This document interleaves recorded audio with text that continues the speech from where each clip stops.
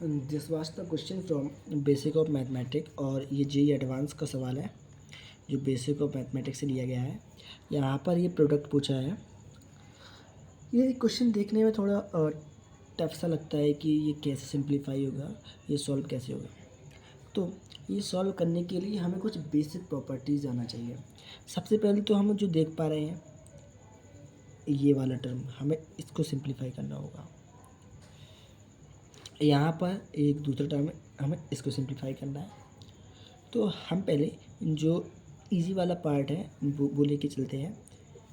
यहाँ पे √7 है, इसकी पावर है 1/log 4/7। तो यहाँ पर फर्स्ट प्रॉपर्टी को कौन सी लग रही है, हमें जब इसको सिंप्लीफाई करना है तो देखिए यहाँ पर 1/log 4/7 लिखा है। तो पहली प्रॉपर्टी तो ये है, अगर log यहाँ a है और यहाँ b है तो हम इसको लिख सकते हैं log b, ये दोनों आपस में इंटरचेंज हो जाएंगे। तो हम इसको सिंप्लीफाई करके log 7/4 लिख देंगे।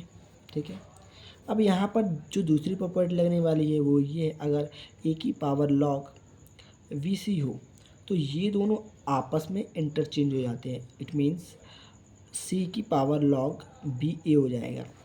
तो यहाँ पर देखिए अगर हम इन दोनों को इंटरचेंज कर दें तो ये क्या हो जाएगा, 4 की पावर हो जाएगा और log यहाँ पर 7 है और यहाँ पर √7 है।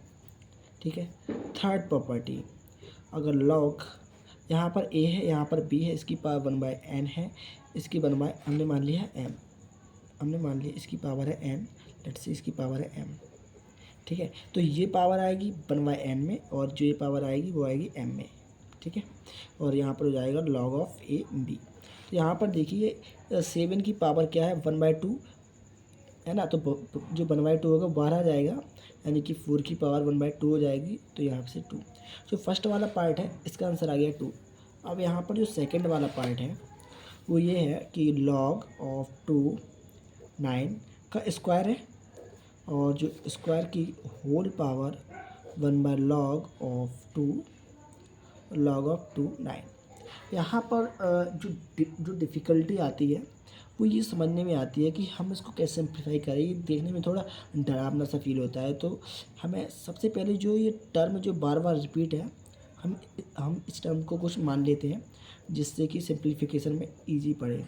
हमने इसको मान लिया, let's say a equal to something, तो जो a का स्क्वायर होगा वो 1/log ऑफ 2a होगा। अब देखिए यहाँ पर हमें वही वाली प्रॉपर्टी लगानी है, तो ये हो जाएगा a का स्क्वायर और log ऑफ a2। अब फिर से हमें इन दोनों को इंटरचेंज करना है, तो हो जाएगा log ऑफ a का स्क्वायर और 2 की पावर। अब देखिए फिर से ये वाली पावर नीचे आ जाएगी तो 2 का स्क्वायर हो जाएगा और यहाँ बचेगा log बेस a जिसकी वैल्यू 1 होती है। ये भी एक प्रॉपर्टी है, log अगर ये दोनों सेम हो तो वैल्यू 1 होती है। तो यहाँ से आंसर सिंप्लीफाई करके 4 आ गया। तो जो फाइनल आंसर होगा, जो क्वेश्चन है इसका, ये होगा 4 × 2 यानी कि 8।